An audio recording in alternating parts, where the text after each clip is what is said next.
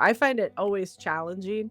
Being joyful throughout the month of February can sometimes be a little bit of a challenge, but I certainly think I can recognize and see the value in it every time we do it as just a reminder of what's actually needed versus wanted, and then a own check on my heart and a chance to ask the Lord for forgiveness if there's been things that I've sort of coveted or thought that I deserved. Being able to let go of some of those things can be really helpful. Run your home and your dough like a biblical boss. All right, listeners to the Abraham's Wallet podcast, you are in for a treat because you are going to get the most beautiful co-host you've ever had on the podcast. She's been here before. It's my wife, Amelia. Amelia, welcome to the show. Thanks. I'm happy to be here. We we intended to do this, I don't know, 4 days ago. We both had a day off and we were going to do this at that point in time, and we both came down with the plague. So I'm going to do my best. Steven loves it when we do podcasts, and I'm trying not to cough. I'm going to probably do a few of those today, but I'm mostly better, and you're, I would say, all better. So, Yeah. yep. Um, the reason that you're not getting Steven and Mark is a few things. Steven is in Texas right now handling some family business. And also, Amelia and I just got back. If you're on YouTube, you'll notice her lovely tan. Uh, we just got back from our annual goals summit, and we also are really close to LoDoFeb. LoDoFeb, which is an Abraham's Wallet tradition. Some of you guys have been doing it with us for 7 years now. I hear from some people that this is a life-giving, wonderful rhythm of their year. I hear from some people that they hate this, but they do it anyways because it's good for them. And I hear from some people, we just hate it and we wish you would stop doing it. But I don't know, they feel pressured to do it, so they do it. So wherever you are, we're going to talk a little bit about goals summiting today, and then we're going to talk about LoDoFeb. And my goal is to take just a gasoline can and pour it onto your LoDoFeb Tinder so that you're ready to go. Hopefully, this gives you some encouragement. But I want to talk first, before we get into the Lodo stuff, about our summit. Um, because that's something that I think people have largely picked up and started doing on the podcast. It was 2021 when we did our first lay on the beach and almost do nothing else trip. I think I've talked about it on the podcast before, but that was great. And I previously hated that type of trip. I wanted to be running and doing stuff and adventuring. Um, but since 2021, you and I have kind of made it a thing where we just go for 1 week, lay on the beach, don't do much, and then we'll take our summit nice and slow. We stretch it over 6 or 7 days, so it's not like cramming it in. Um, but I thought we would just pull out a few maybe key learnings that we've had as we've summited, in case there's people out there that want to summit or even don't know what a summit is.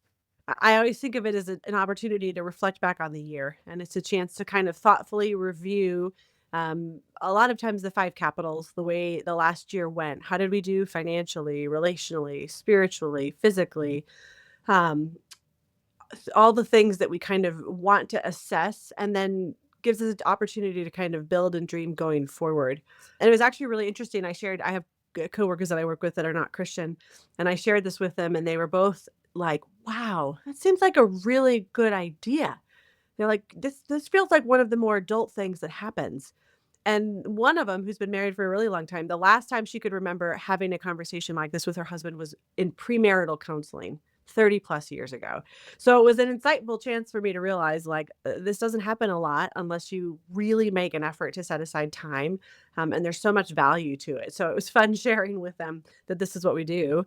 And they were shocked and surprised that this is something married couples did on a regular basis as a chance to kind of really build team and move forward. I mean, it started out as like summit was a guarantee that there would be fights or arguments. Um, I don't think we had any summit related fights this time, which was a win. Mm-mm. But I want to talk a little bit about some of the mechanics because if you download the Abraham's Wallet Goals Summit Guide, which is always available to the people who support this podcast, we're a listener supported podcast. We're a 501(c)(3), so your donations are tax deductible. And it's occasionally available to everyone else. But Stephen is the evil mastermind behind when those windows open up for you to get access to some of our resources.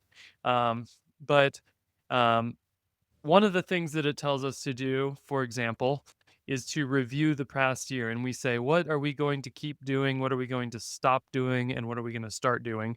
But I find that it's very helpful to go through a budget review.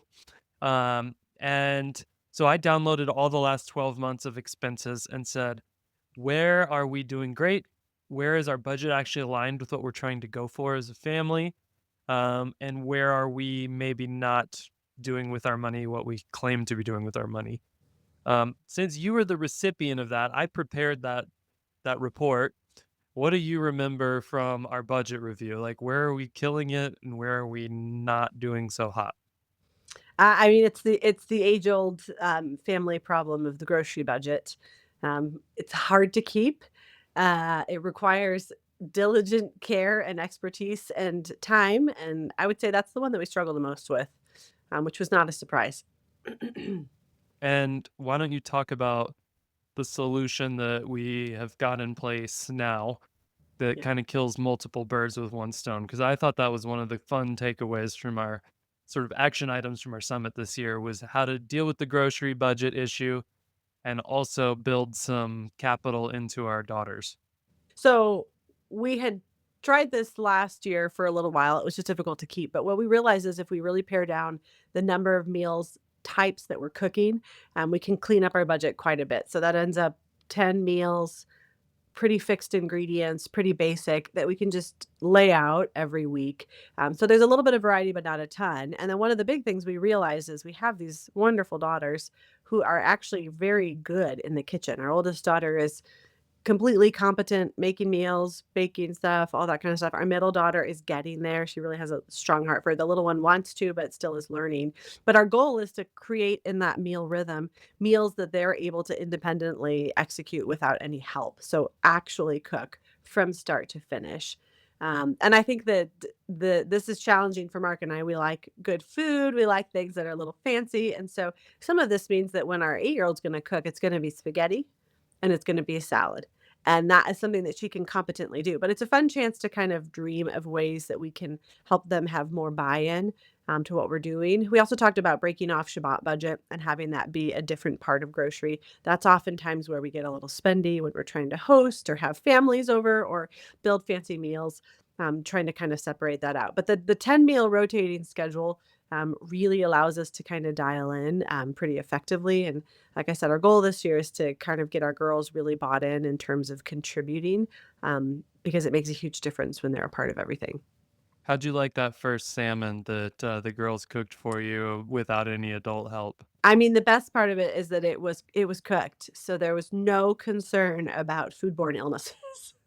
You didn't enjoy it that much. I thought it was okay, but yeah, I thought it was a great move because I don't know. I talked to a lot of adults who have no idea how to cook, and Yeah, a lot of like myself didn't really grow up in a home where I was taught to cook. I yeah. picked it up working at restaurants a little bit.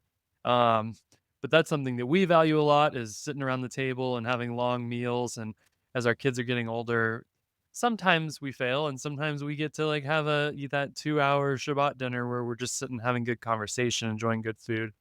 But if we execute this the way we think we can, Yeah. um, at least a handful of things our daughters will have on autopilot. So when it's time for them to be providing a food for a family someday, Mhm. my hope is they've got 10, 15, 20 meals that they just know how to cook really easily and do a really good job Mhm. and it's good food. Yeah. Um, and it's not all spaghetti and meatballs. It's stuff that you and I want to eat. I think Justin Wolfenberg always talks about teaching his kids to make eggs exactly the way he wants them, not just acceptably. So there Yeah. was coaching when the salmon was a bit There overdone. was, there was. We made some comments on the seasoning and the cooking length and all that kinda good stuff, so always room for improvement. Yeah. Other stuff that came out of the summit this year was that we actually kind of looked at our lives and said we have we have gotten more stability Mhm. financially, relationally. We've talked about all this stuff on the podcast. I have, but like there's always for the last few years been some big change thing going on, Mhm. whether it was church or relationships or money or job change or anything. In the last year, that none of that has happened, and Mhm. so it's really exciting to look at that and go, okay, Lord, why do we have stability? Like, what are you gonna call us to next?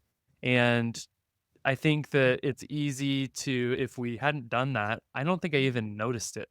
You know what I mean? I think I was like still feeling really busy. I'm definitely no less busy just because things are stable. It's not like I'm twiddling my thumbs, but by putting it all down on paper, I was able to kind of go, wow, um, we do have some unique stability right now, and we might be able to kind of leverage that towards something next.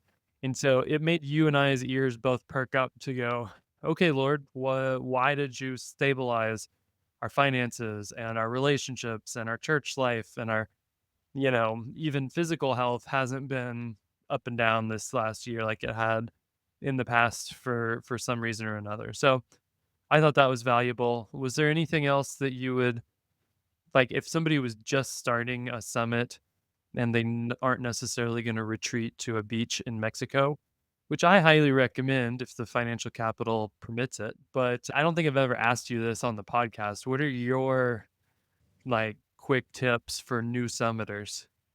I mean, I think we've gotten so much better at it. I think that's the thing that I felt like this summit very specifically is that it was so much easier for us to do this time.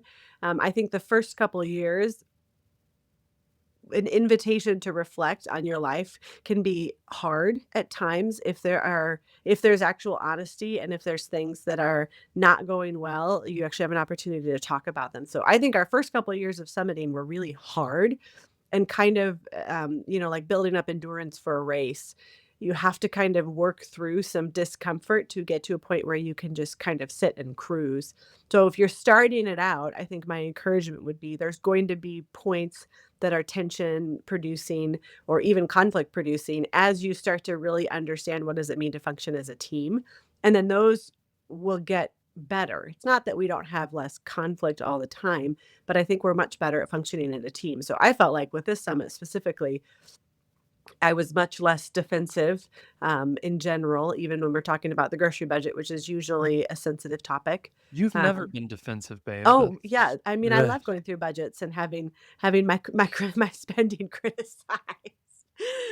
um, but I feel like this time around, it felt really encouraging in the sense of, in some ways, it was faster for us because there was so much that we had already kind of worked out. So as you do this the first time, understand that you're building a foundation and you have to kind of dig some stuff out before you get to a spot where you can actually lay that foundation. So, and it was fun. We were chatting with another couple who did theirs this year and they had a new baby, and so their summit looked like a full day at Saturday at home with the new baby, with grandma taking everybody else, and then an overnight babysitter. So there's different ways you can do it in different seasons. That was So those Staleys. not stays they got it, they Friend dialed it in. friends of the Abraham's Wallet podcast, That's car right. detailing wizards. That's right. Yes. Um, So I I feel like the always go ahead. no, I just feel like this year it was in some ways it was easy. Um, and this is the first time it's felt really kind of just like a check-in versus a overhaul. Huh. Yeah, that's interesting. Um, I will say Monarch Money, the budgeting tool, is one of the reasons that that's been good because it's really Yeah. allowed us to both there wasn't a whole lot of surprises on the Yeah. budget front. Whereas in the past, because I'm the money guy, it's kind of been like I have my black box of money, and then I Yeah. come and say, here's all the places that we are screwing it up. Yeah. And this time we both have like really good visibility into that. So if you are looking for an app and you're a budgeter, which you should be in some way or another, um, Monarch is a really good one to check out. Yeah.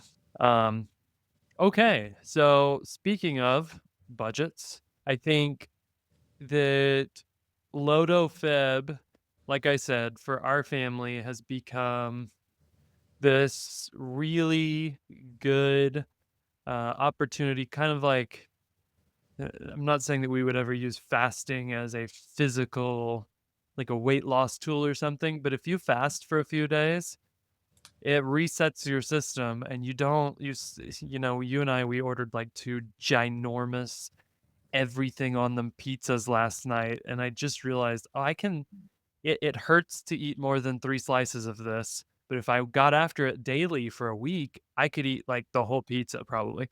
And when you pull back from consumption, which the default is consumption in our culture, it allows you kind of, if you go with my metaphor, your stomach to shrink and for you to feel full with less. And I think that's true of spending just as much as it's true of food. So for me, that's the number one benefit of LoDoFeb is I can say no to myself and actually feel better with less at the end of LoDoFeb.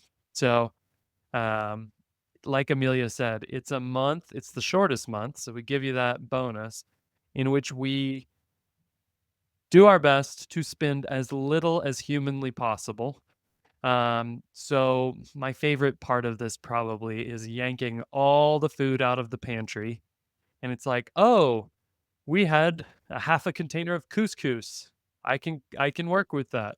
Or whatever. It's like there's canned chicken, and yeah, some corn tortillas. It sounds like enchiladas is coming. And we just work through the pantry. Um, we've in the past struggled, I would say. I have struggled because I am so competitive that I want to always set a new record. And sometimes I have fudged a bit on the like, "Oh, it's the 31st of January, I'm going to Costco, and this is going in the January budget, and I'll just stock it up so that I can spend 0 in February." Um, I think we do our best not to do that now and actually just to legitimately cut back. Um, and it's also aside from just, like, feeling good with less, at the end of the month, our tradition you don't have to do this to do LoDoFeb, but our tradition has been we take each budget category. So if it's like normally we spend $300 on our out to eat and entertainment budgets, but we spent 15 bucks this month because some Amelia went to coffee with somebody.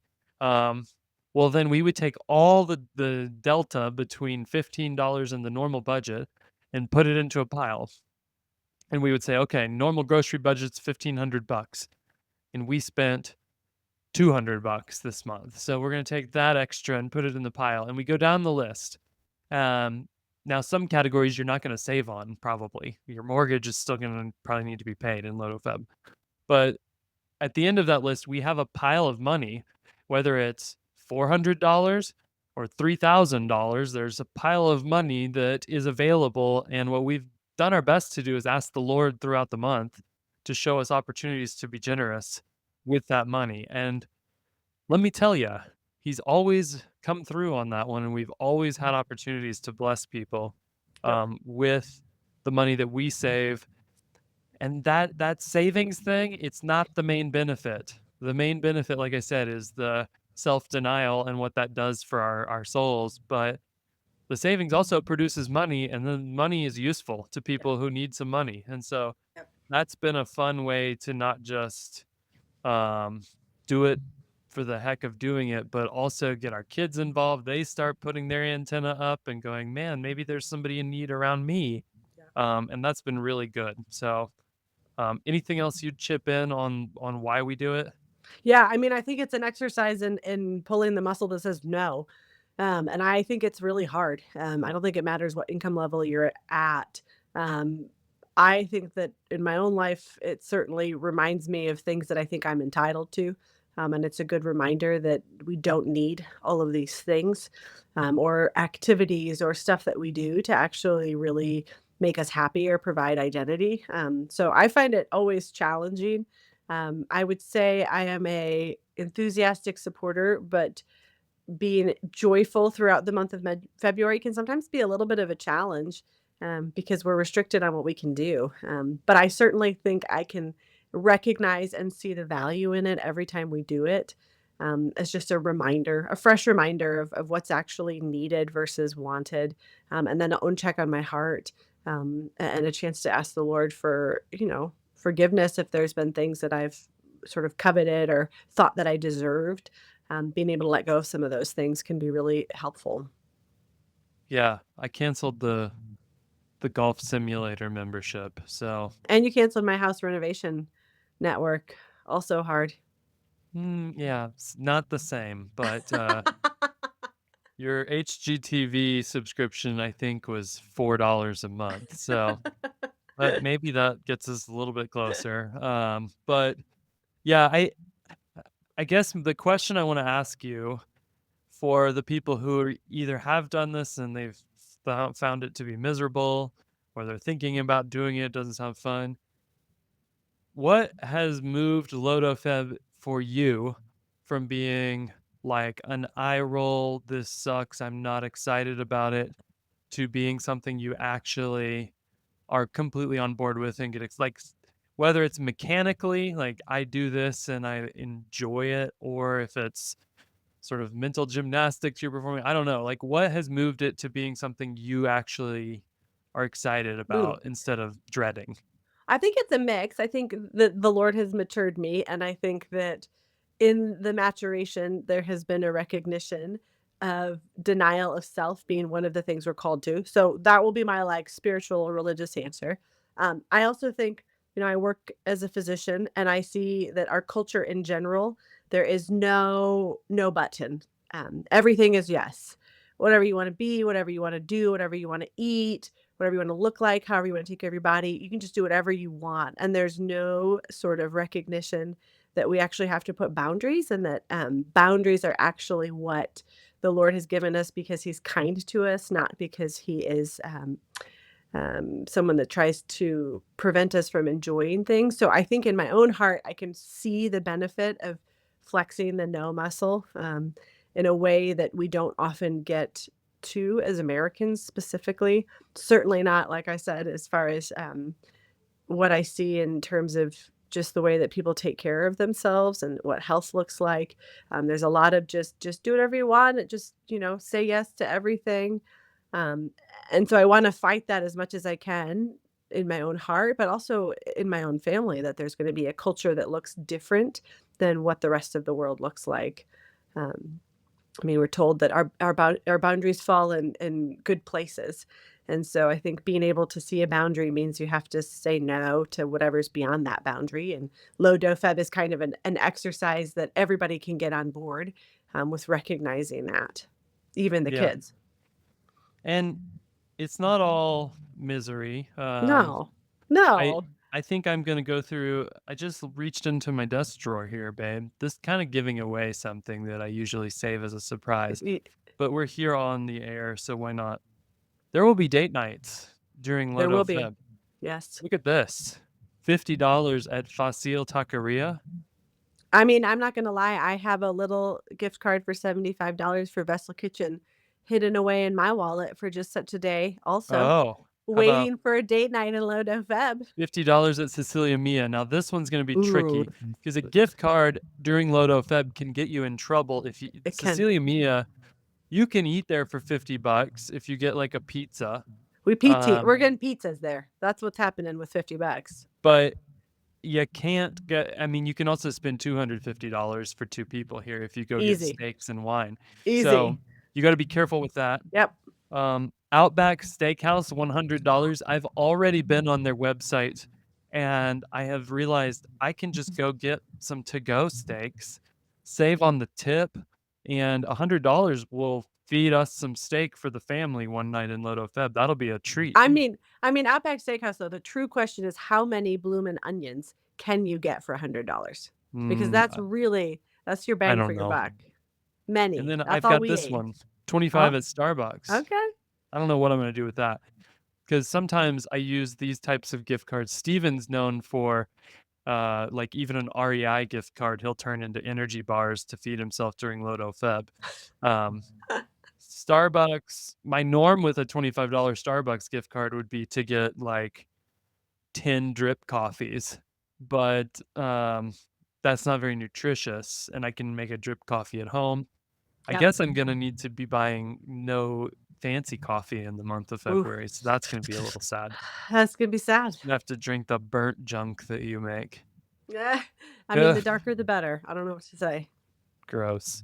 Um, okay, we're coming up on our time, but I guess as you guys are thinking about doing this, I would I would just tell you that whether it's LoDoFeb or not, although if you listen to this podcast a lot, you've probably done it before. And this is your first year. Praise God, our audience has grown in the last year, so there's a lot of new people.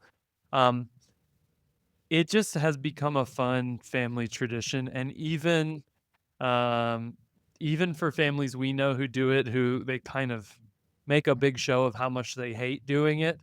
It's still sort of a fun family tradition, I think, for them. It's like some families do the turkey trot on Thanksgiving, even though nobody really likes running, and they're all like, "Oh, we gotta go run the 5K on Thanksgiving morning."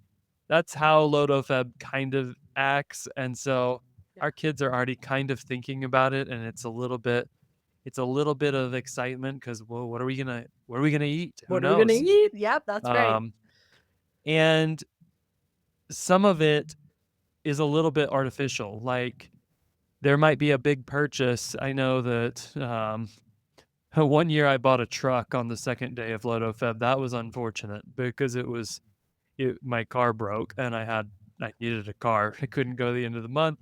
Um, but there's other times that I might have my eye on some purchase, and it's not gonna be any cheaper in 30 days, but I'm just kind of like, I'm gonna say no to it for 30 days.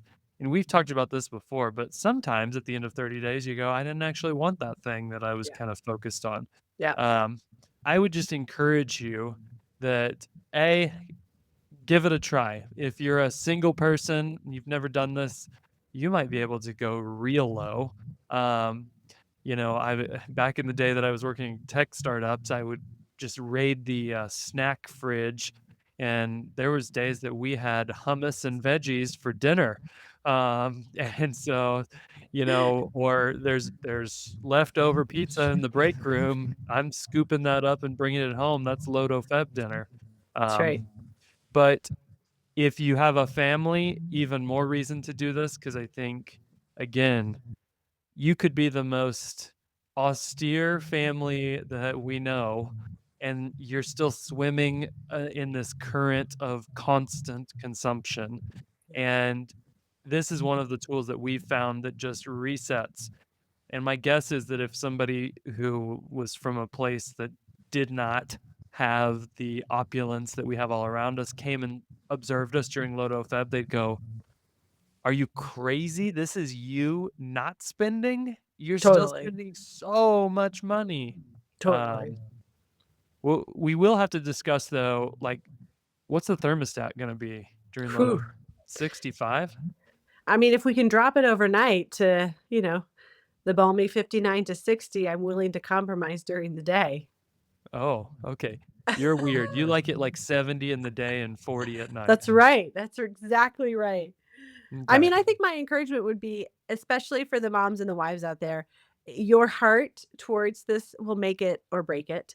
I think if you are naggy and downcast, sort of like when in the Bible it talks about when you fast, you're not supposed to wander around and be so obvious that you're fasting and look miserable. I think there's a little bit of carryover into LoDoFeb too, that this is actually an opportunity for you to be a cheerful wife and mother, even in a circumstance that feels maybe a little bit uncomfortable.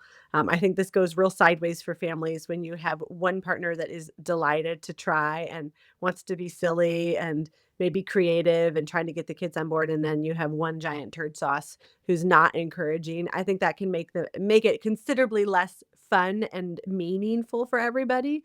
So I think there's a sense of setting your heart to, hey, this is something we're going to do as a family. How can we make it fun? How can we make it engaging without being oppressive? Because when we are called to deny ourselves, we're not called to make it so obvious that everyone looks at us and can admire how wonderfully self-denying we're being. So there's this balance, but I think for me that's been helpful to sort of walk into it and say, hey, this is a month. Like this is going to be fun. It's going to be a little silly. We're going to do some weird stuff with food. How can we all get bought in? And that's made a huge difference in my own enjoyment and willingness to participate, is kind of really committing to it.